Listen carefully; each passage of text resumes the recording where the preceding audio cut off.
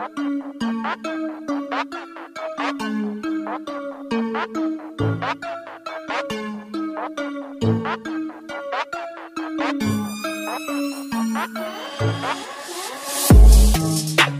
semuanya, kembali lagi ke channel yang seadanya ini. Nah, masih seperti biasa, gue akan ngelanjutin pembahasan light novel Death March, yaitu di volume 6 part 2. Nah, bagi kalian yang baru mampir ke channel ini, alangkah lebih baiknya untuk menonton video sebelumnya dulu biar tahu alur ceritanya. Dan jangan lupa untuk tekan subscribe-nya juga sebagai bentuk dukungan untuk channel ini ke depannya. Oke, jangan lama-lama lagi, langsung kita gasken.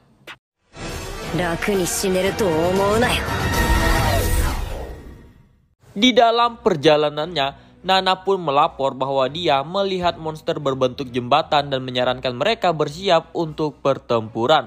Khawatir dengan pernyataan Nana, Pochi dan Tama pun mulai panik. Sato pun menenangkan mereka dan menjelaskan bahwa itu hanyalah jenis jembatan khusus yang disebut jembatan gantung.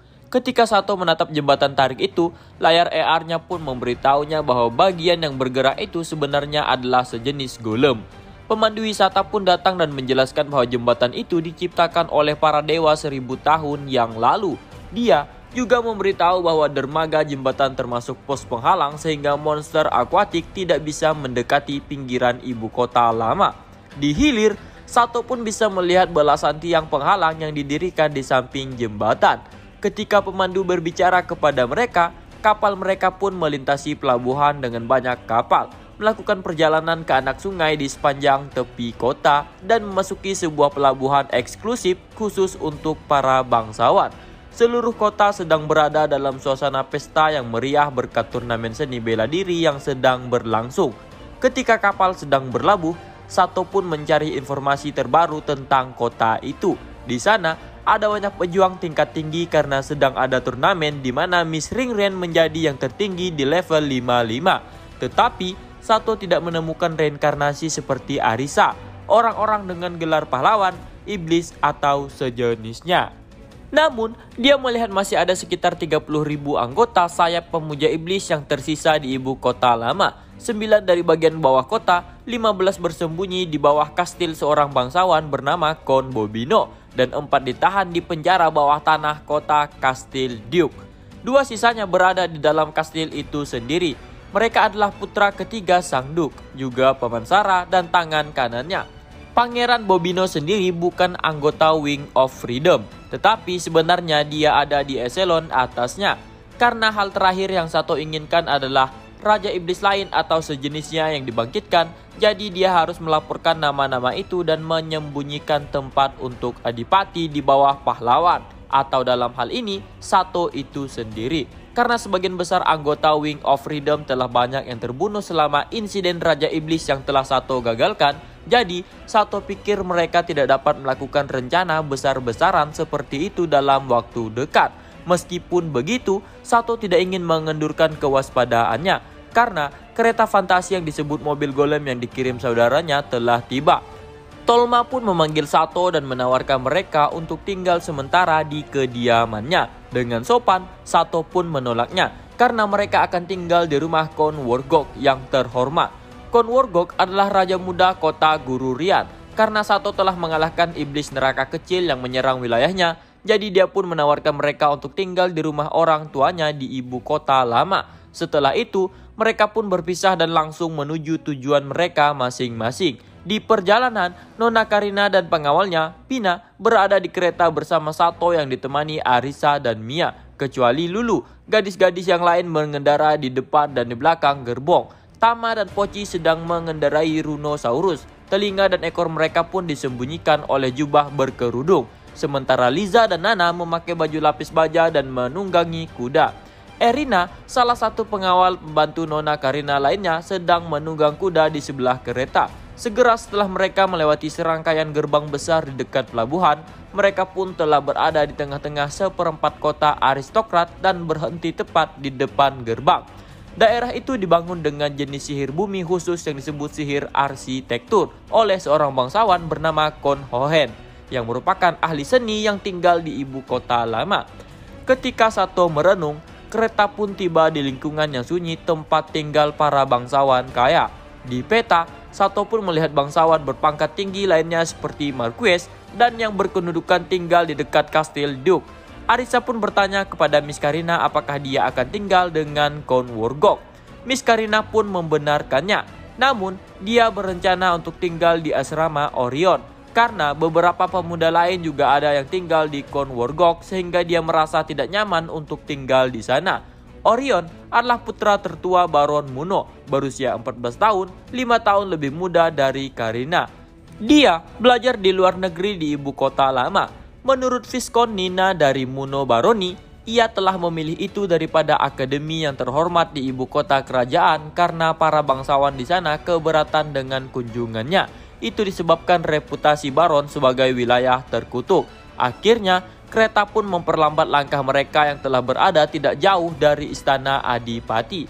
Begitu mereka tiba di perumahan Count Worgok, orang tua raja muda dan istrinya pun menyambut mereka dan mengarahkan mereka ke rumah pribadi bangsawan. Di sana, mereka pun berpisah dengan pemandu yang pergi ke istana Adipati untuk menyampaikan laporan dan surat pengantar Sato kepada Adipati. Ketika mereka menghentikan kereta mereka di depan pintu masuk, sekitar 20 pelayan yang dipimpin seorang pria tua kurus dengan rambut abu-abu pun menunggu mereka.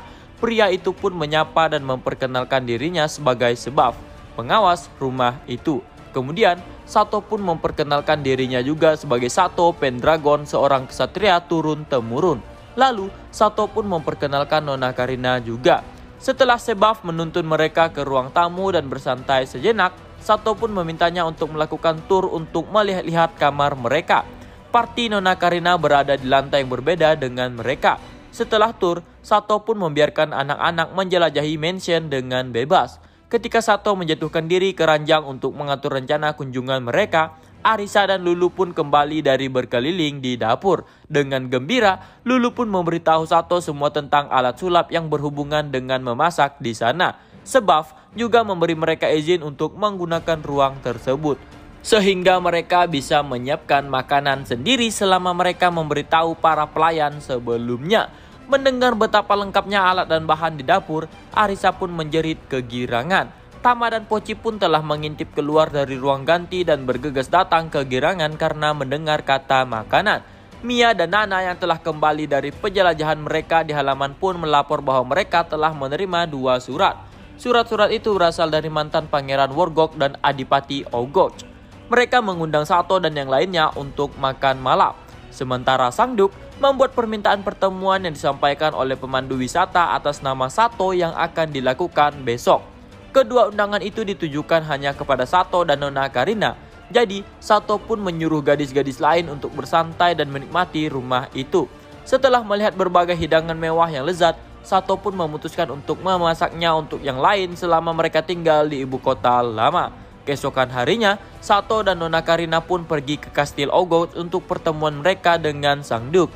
Duk Ogok adalah seorang lelaki tua yang kuat dengan rambut beruban, terutama jenggotnya. Sang Duk pun menyambut mereka. Kemudian, Sato pun mendengar suara langkah kaki yang akrab bersama suara yang memanggil Duk kakek. Itu adalah Miss Ringren yang memasuki ruangan. Dia mengatakan bahwa dia telah mendengar bahwa Nona Karina dan Sato ada di sana. Jadi, dia pun datang untuk menemui mereka. Mengabaikan keluhan Sang Duk, Nona Ringren pun memandangi sekeliling para ksatria lapis baja yang dengan kaku berbaris di ruang pertemuan.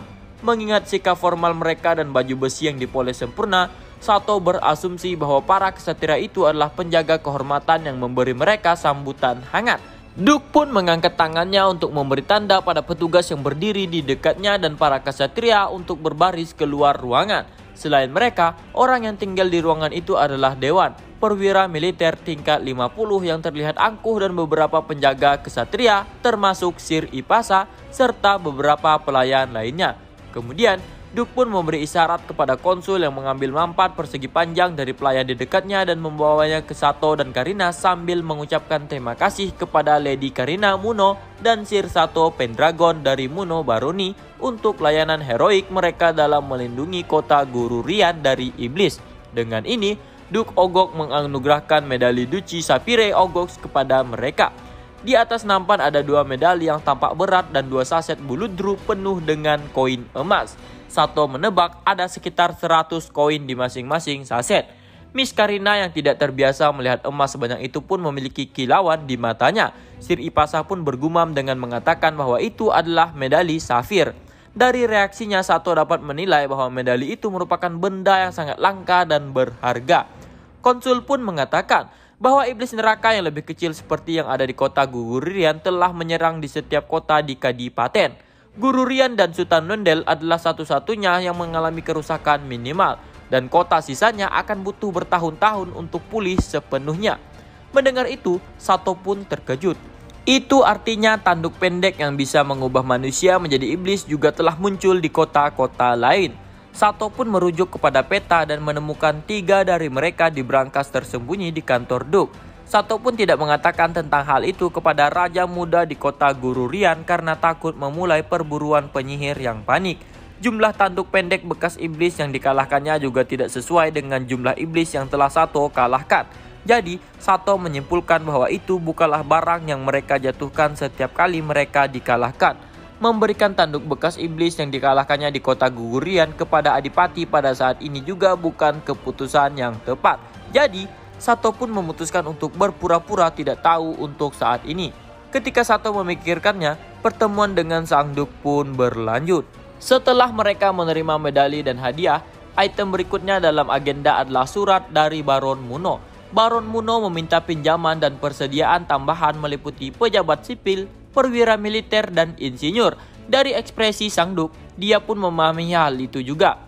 Lalu wajahnya tiba-tiba berubah nakal dan berkata kepada Sato, jika Sato bersedia menjadi pengikutnya, dia akan mengabulkan semua permintaan itu. Dia bahkan bisa menjadikan Sato sebagai baron kehormatan jika Sato menginginkannya. Ketika Sato merenungkan bagaimana menanggapi leluconnya, Miss Karina pun maju ke depan dan bereaksi berlebihan. Sambil melompat merentangkan tangannya di depan Sato, dia pun mengatakan bahwa itu tidak bisa diterima karena Sato adalah pengikut ayahnya. Duk itu pun tersenyum lesu menanggapi respon marah Karina dan mengatakan untuk jangan khawatir karena dia tidak akan mencuri orang yang disayanginya itu. Mendengar itu, Nana Karina pun menjadi merah padam dan hampir pingsan, dan Sato pun segera menangkapnya. Ketika Sang Duk terkekeh, Miss Ringren pun berbisik ke telinganya. Setelah itu, Duk pun memanggil Sir Ipasa dan mereka bertukar kata-kata tenang. Mereka menggunakan beberapa jenis perangkat kontra intelijen magis, sehingga keterampilan pendengaran tertajam Sato tidak dapat mendengar percakapan mereka. Namun, keterampilan membaca bibir, Sato berhasil menangkap kata-kata Duk yang mengatakan tentang hidangan ajaib karena dia bisa melihat mulutnya. Duk pun berkata kepada Sato bahwa Ipasa telah memberitahunya tentang Sato yang mampu membuat hidangan luar biasa yang disebut sup konsebe dan tempura yang dipuji Ringren. Karena Duk akan mengadakan perjamuan malam itu untuk bangsawan tertinggi di kota, dia pun ingin Sato memasak hidangan itu untuk tamunya. Dan jika mereka puas, maka Duk berjanji akan memberikan bantuan yang diminta. Sato pun tidak akan menolaknya. Namun, dia mengatakan bahwa persiapan sup konsome adalah proses yang panjang. Jadi tidak mungkin untuk membuatnya untuk makan malam di malam itu. Maka, Sato pun meminta bantuan kepada 10 dewan elit suku Geki no Soma. Tepatnya kepada Soma sendiri. Canda deng. Duk pun tidak mempermasalahkannya, dia cukup puas untuk makan malam dengan tempura untuk malam itu. Karena dia akan mengadakan pesta untuk kaum bangsawan selama 3 hari. Jadi, Sato dapat menyiapkan sup untuk kesempatan berikutnya. Sato pun menyetujuinya. Seorang pelayan muda pun membawa Sato ke dapur kastil Duk. Sato pun menyuruh beberapa pelayan yang menjaga Nona Karina yang tidak sadarkan diri untuk mengantarnya kembali ke Kon Worgok begitu dia merasa lebih baik. Sambil berjalan melalui koridor panjang, Sato pun menggunakan pencarian di seluruh peta untuk melihat bahan apa yang ada di kastil. Karena ada beberapa bahan yang kurang, jadi Sato pun memperluas area pencarian untuk memasukkan semua ibu kota tua dan mencari toko yang menjual apa yang dibutuhkannya. Pelayan yang membimbing Sato pun menyelinap di antara para koki yang sibuk dan menuju kepala koki berjanggut merah untuk membiarkan Sato menggunakan dapurnya. Setelah beberapa perdebatan, akhirnya kepala koki pun mengizinkannya. tapi dia tetap akan membuat hidangan utama cadangan sesuai rencana mereka untuk mengantisipasi hal yang tidak diinginkan. Setelah itu, Sato pun meminta seorang pelayan untuk mengantar sebuah surat untuk memberitahu Arisa dan yang lainnya di rumah Konworgok. Kemudian, pelayan yang membimbingnya pun membawa Sato ke gudang bahan. Sato pun menunjukkan slip otorisasi yang diberikan asisten kepala koki kepada penjaga di depan gudang bahan. Dan mereka pun izinkan masuk dan Sato pun mulai mencicipi satu persatu bahan di sana sebelum mulai memasak untuk menyesuaikan dengan kebutuhannya. Namun ternyata ketika dia meminta pelayan melakukan beberapa tes rasa untuknya, ada sekelompok pelayan dan wanita yang menonton dengan iri. Sato pun memberitahu mereka bahwa mereka dapat membantu juga selama mereka tidak menghalangi pekerjaannya. Sementara itu terjadi, Sato pun menoleh untuk melihat Arisa, Mia dan Lulu yang memasuki dapur untuk membawa bahan tambahan yang dibutuhkan. Setelah memilih-milih bahan dan memutuskan apa yang harus dilakukan, Sato pun memerintahkan Lulu untuk membantunya melakukan persiapan, sementara Arisa dan Mia mengisi alat sihir. Setelah Sato memasak semua tempura yang tampak lezat, dia pun mengaturnya di atas nampan untuk mengeringkan minyaknya. Kemudian giliran Mia. Ketika Mia melantunkan mantranya, minyak sisa pun dikeluarkan dari lapisan tempura. Dengan bersemangat, tiba-tiba Nona Karina pun masuk ke dapur dengan payudara mistisnya yang mengayun-ngayun untuk membantu juga. Sato pun menanyakan keadaannya dan dia menjawab bahwa dia sudah merasa sehat. Tidak ingin mengecewakan Karina yang begitu antusias untuk membantu, Sato pun memberi Karina tugas penting yang hanya bisa dilaksanakan olehnya, yaitu mencicipi tempura. Karena pekerjaan memasak mereka sebenarnya sudah selesai. Nona Karina pun memuji masakan Sato. Reaksinya menunjukkan keberhasilan dan para pramusaji pun berkumpul di sekitar untuk mengantar hidangan. Setelah beberapa saat, dengan keterampilan pendengaran tajam, Sato pun mendengar tangisan gembira dari bangsawan kelas atas yang menandakan usahanya telah berhasil.